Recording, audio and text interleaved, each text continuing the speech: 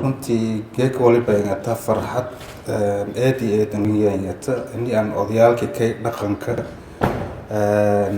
aan hor fadhido meel raay kulunkan qiimaha leh ama tababarkan qiimaha leh goobjoogka hado waana meel raay aan furo aad iyo aad aan ka mahadsantiin hadee odayaalka dhaqanka waliba laf dhabarka dawlad goboleedka ama dawladda koonfur galbeed iyo xaqiiqdiisa madaxweyne Cabdicasiis Xasan Maxamed Laftigareey uu aaminsan yawmuna la aaminsan waliba laf dhabaraan etin laantin horumarkan iyo meel raayis mal deerfan runtii xaqiiqdii meel raayis walaagi qabiiladii khilaafyaha dhaxgalaya xaliyaasan siyaasadii khilaafyaha dikooya meel raayis xaliyaasan markii hore la rajaray oday dhaqameed la rajaray ka kaaw meel raay dhaqanka siyaasadda laakiin taasi hada meel ku bati runtii meel raayis inkastoo siyaasadda baxda dad gaar ah oo gaar ah aragdeeda oo siyaasadda dadka oo dhan meel raayis meel raay ku wada dhaxayto fikirsho ku dhiibadaan marka runtii aad iyo aad aan ka faraxsano markii mar labaad mar saddexaad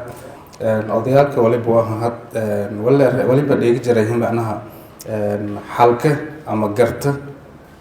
sidii nooc gar alla gar gardara saasa dheegi jiray garada marka mararka qaar xitaa waliba xalan aragayana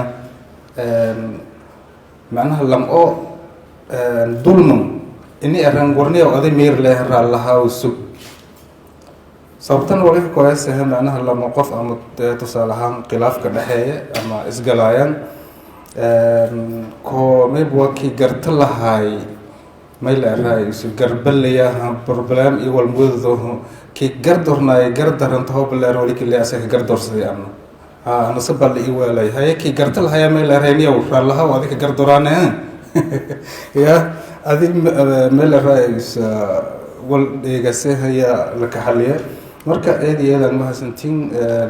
meel raayis sharaf ikraam yaniyata inay odayaalkan dhaqanka oo aragdeeda kulum heerkan ee tababarkaas kala qayb galna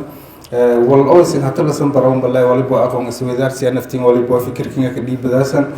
fikir lis weydaarsada way aragnimo siin ka filaysiin ba qabtan marka ujeedada wallahi ay tahay in walbadan inaan ka hadalo mahaynay ma hay tahay in oo kulunkan tababarkan